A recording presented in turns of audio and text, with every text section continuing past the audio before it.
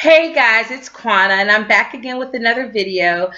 It is currently almost 12 o'clock on Thursday. So I am crazy upset right now because for whatever reason, my computer, my camera, and my audio were acting funky, and I had this bomb video that I was going to drop for The Handmaid's Tale with a reaction and then my review of it, and it was really cute. And I got about 10 minutes into the video, and then all of a sudden it was like my mouth was moving over here like wah, wah, wah, and sound was playing, and I was like, that's not cute.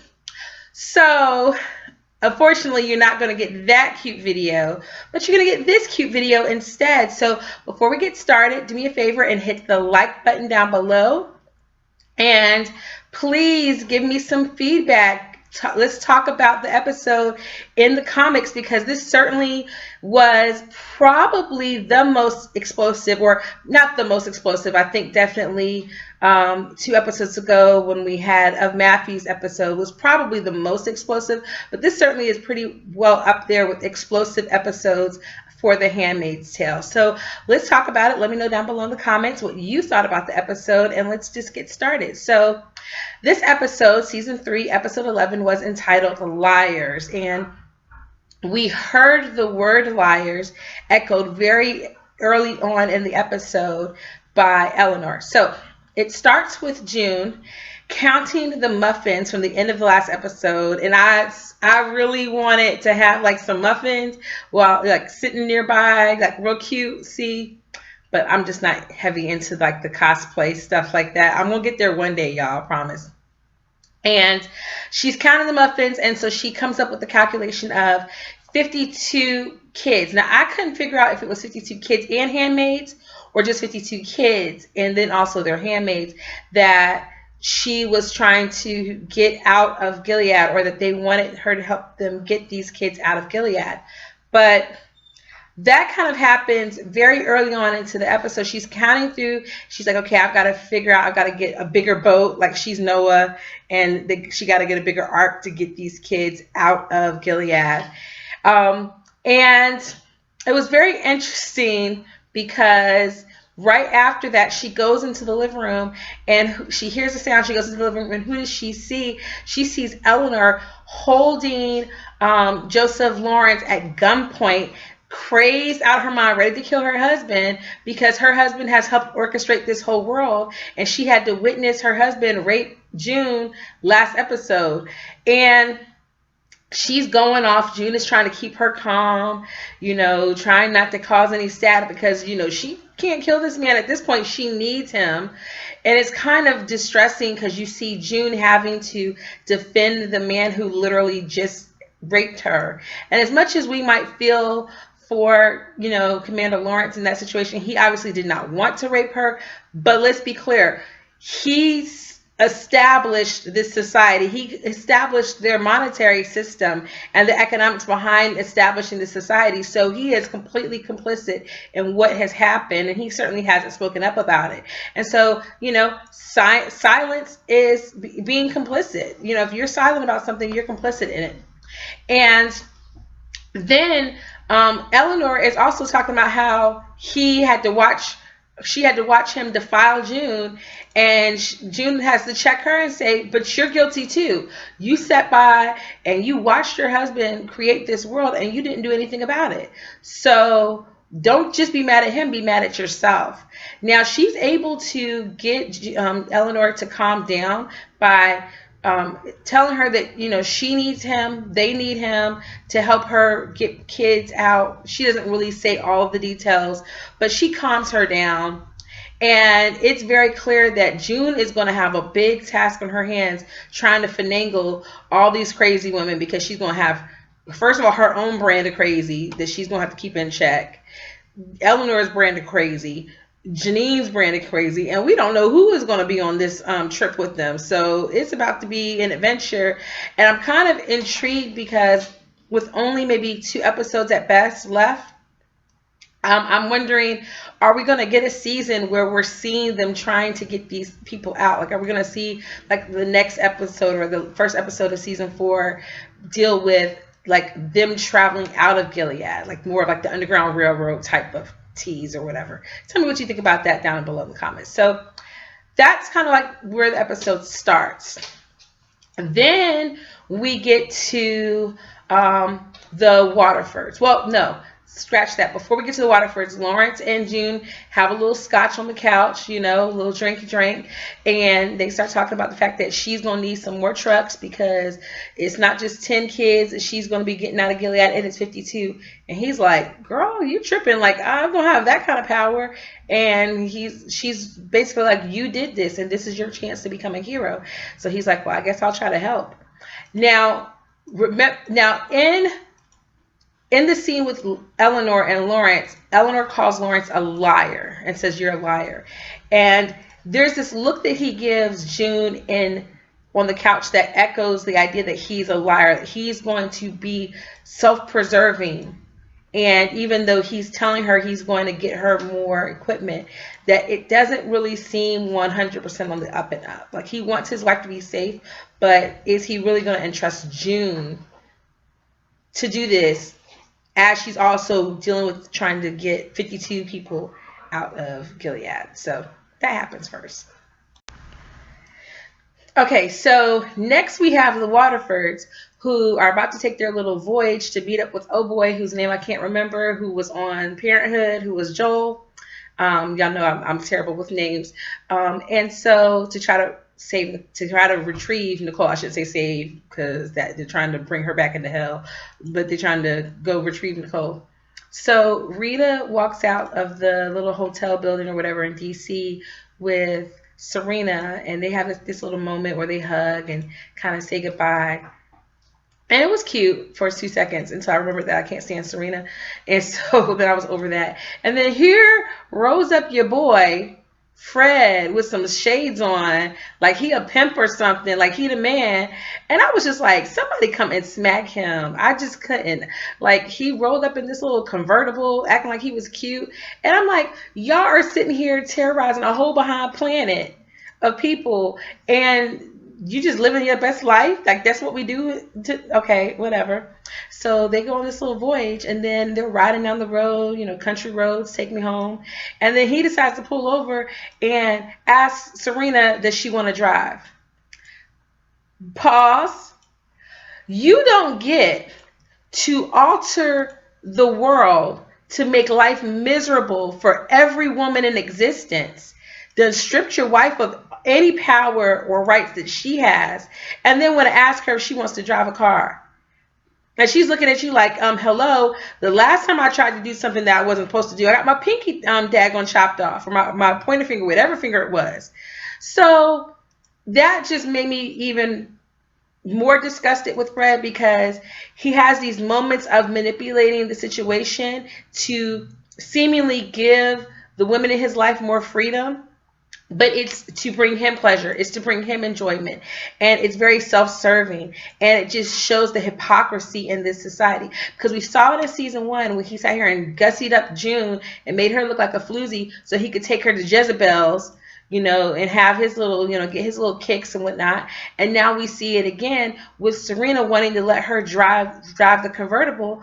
But you didn't support her when she wanted to say, hey, maybe reading is the one thing we should give back to women, because they're not even allowed to read the Bible, the very book that is the basis of y'all's some so-called existence. Because let's face it, their interpretation of the Bible is a little sketchy.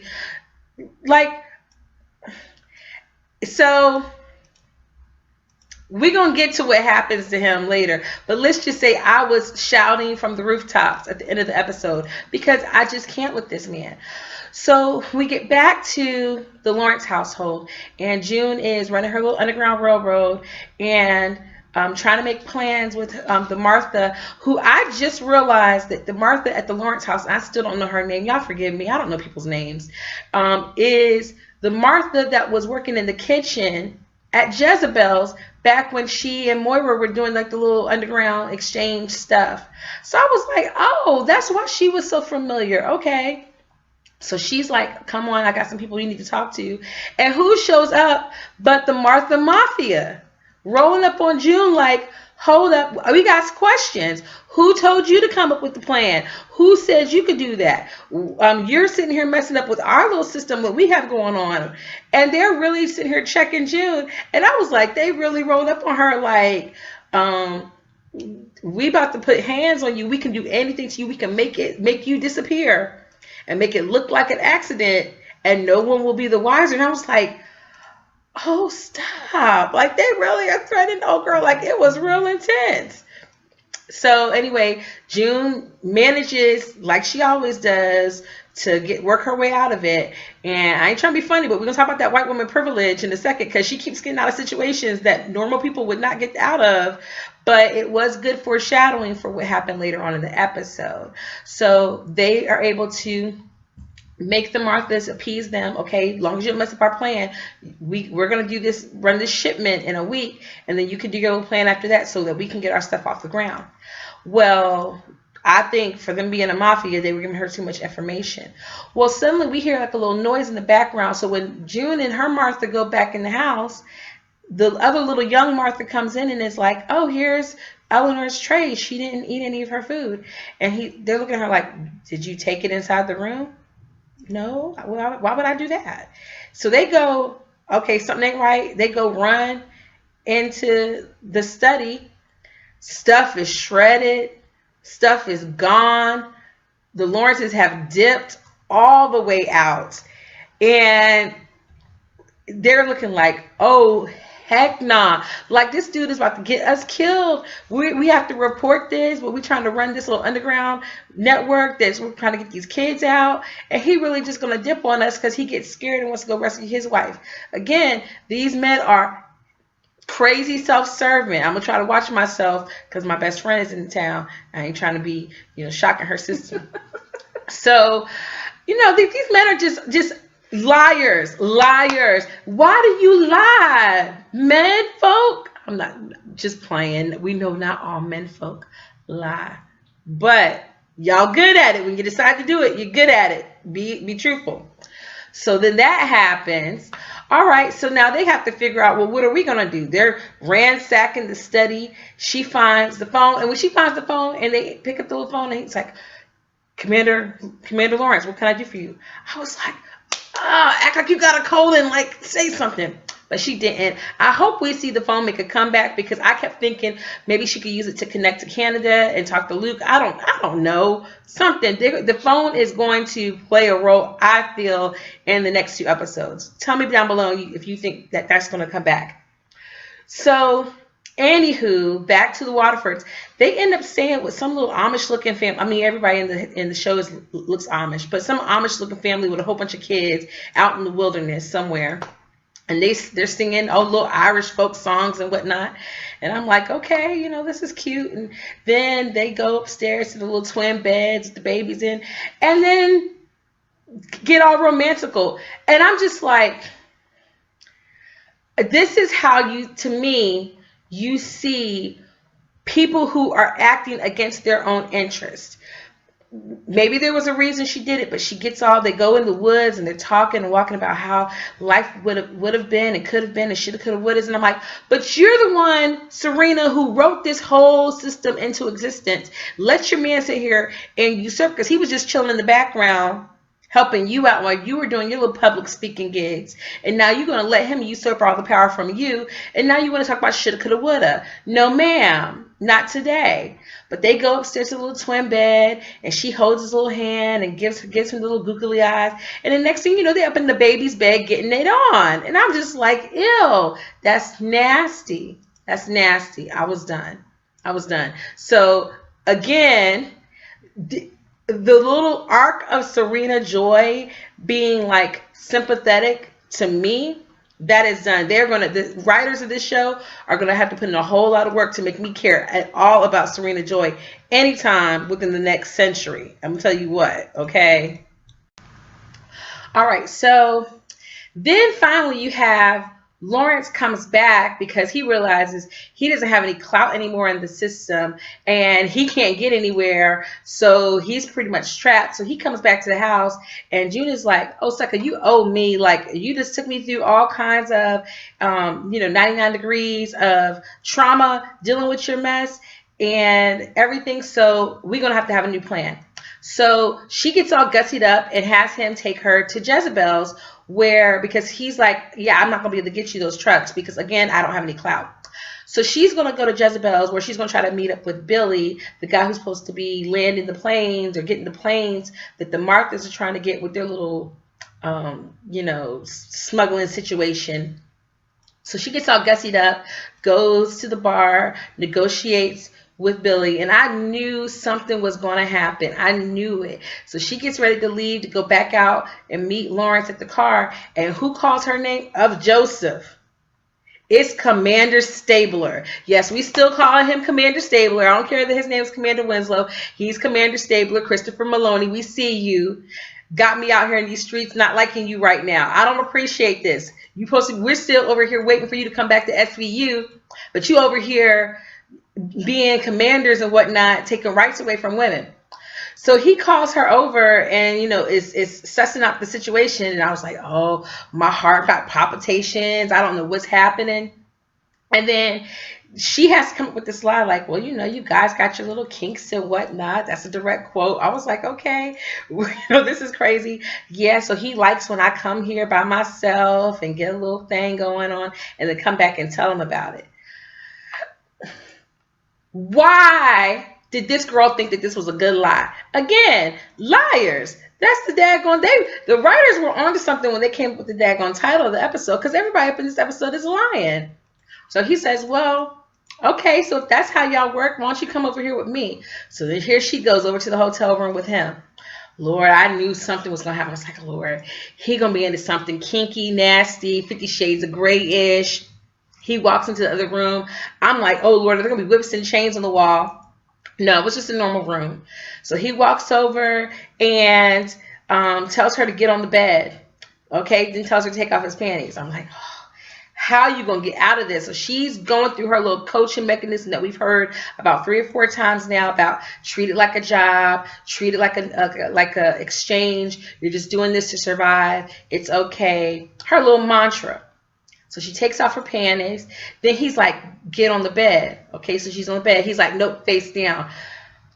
I'm like, he is really about to spank her. Like, he about to turn from Commander Stabler to Commander Gray. What is going on?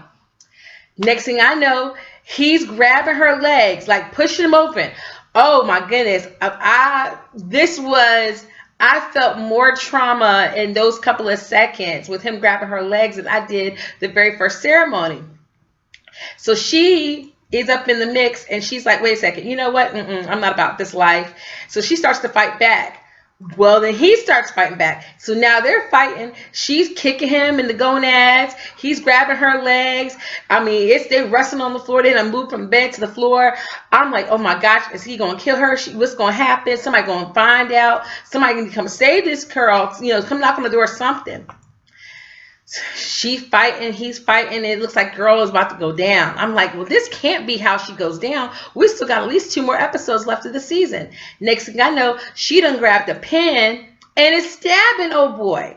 Well, I'm sitting here thinking, okay, it would be one thing if it was like a letter opener or something where you can kind of get in there. Really, how far deep are you getting with the pen? I'm just thinking, in the spots that she's hitting, you got muscle, you got tissue, but unless you're lucky enough to hit a major vein, that's not doing enough to kill him. So I'm scared now because here he is bleeding. You can't hide this. You're getting blood on you. You can't hide this. Well, she manages to get up. He's down in the ground in pain. She grabs the statue off the table. I'm like, oh no, how to get away with murder. Christoph West, we see you. We're waiting for you to make a comeback with like a secret twin or something. She grabs the statue, bashes old boy in the face. I wanted her to keep hitting him. People, if you are going to make a movie about somebody being attacked and going into survival mode, I need the person to remember The killer always comes back. I'm gonna need you to bash and bash and bash until you can't bash no more. But whatever, she hits him, knocks him out, kills him, or what have you. She's laying down, sitting there, blood on her.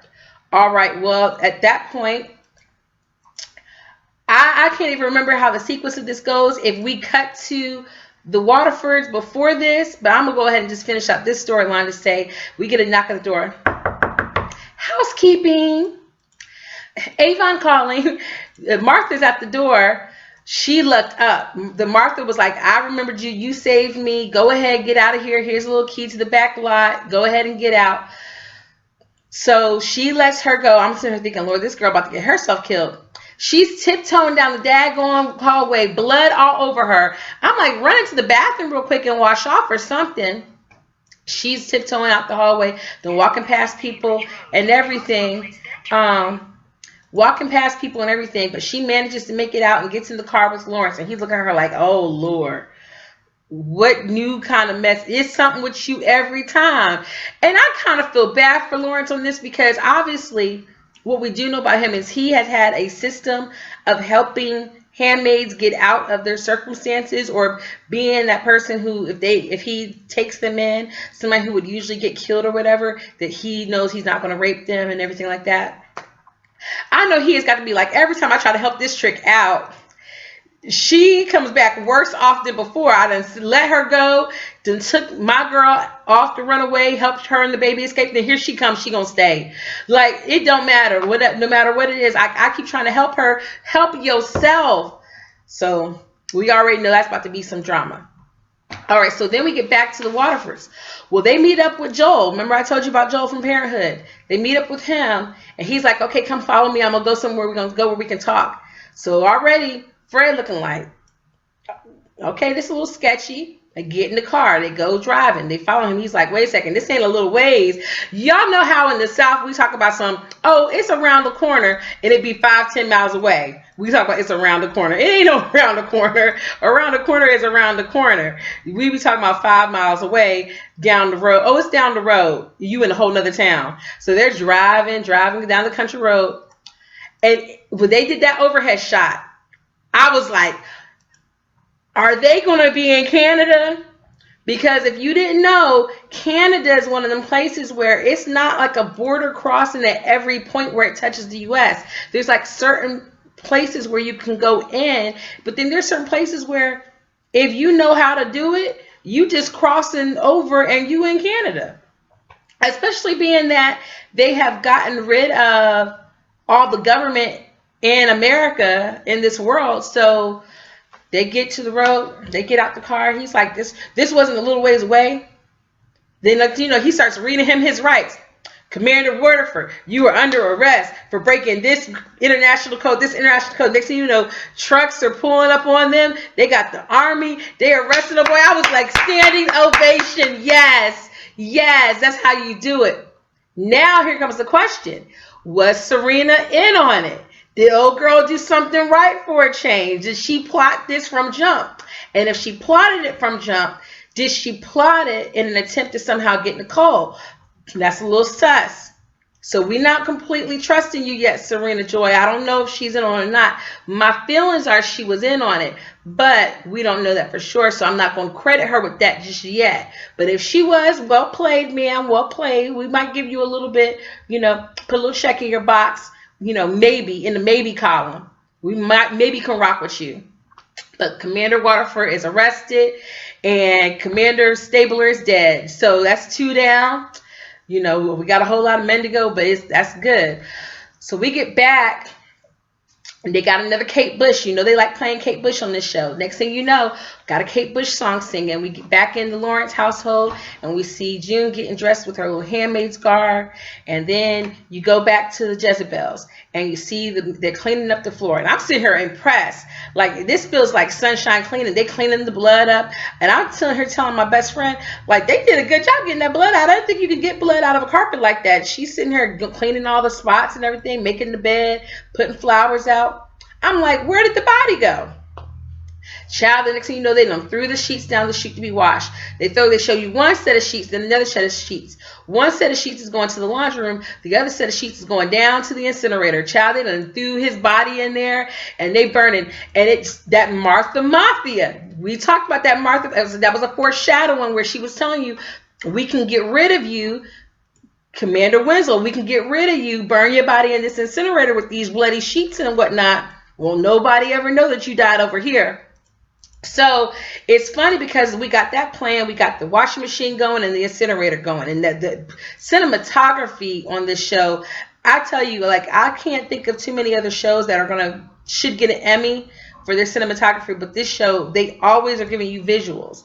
I can do without some of the close-ups of June's face all the time, like give that a rest, but some of the just images, shapes, and things that they do are gorgeous.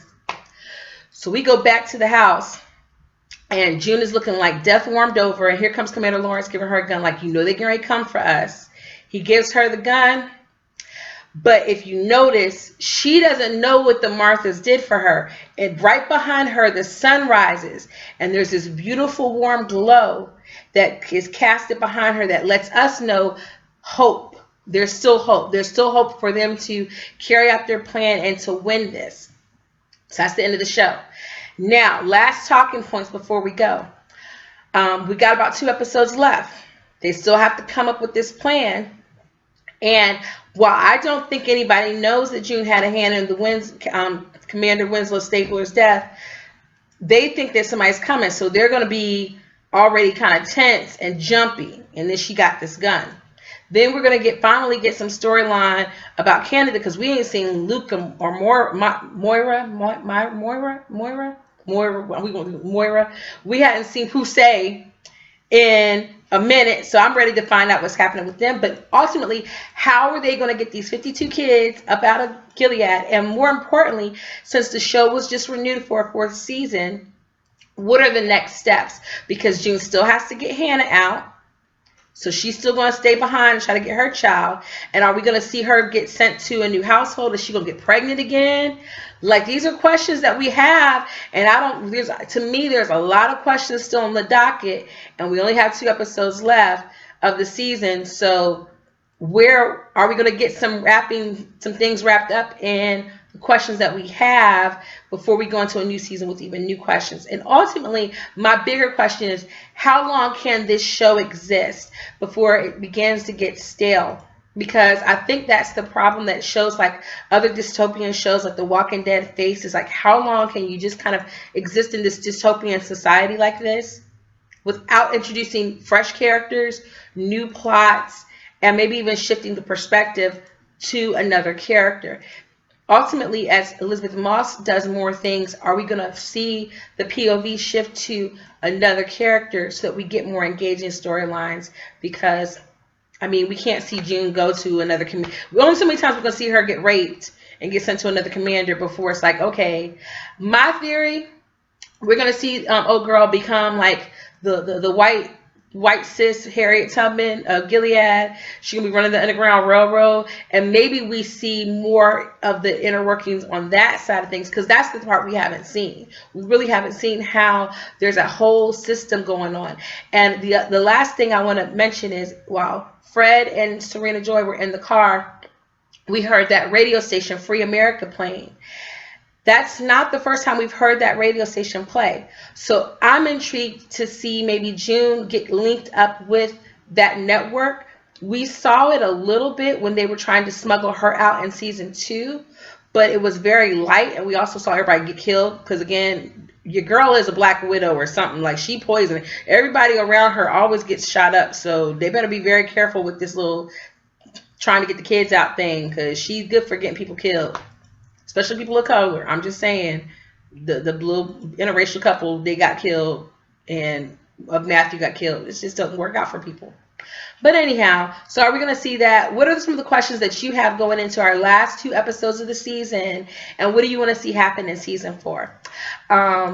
Hope you guys liked the little recap. I'm sorry I couldn't give you like all the little things, the reactions and whatnot, but hopefully you enjoy spending some time with me today. Don't forget to check that like button, give me a thumbs up, subscribe, and comment down below, and I will see you next time. Toodles!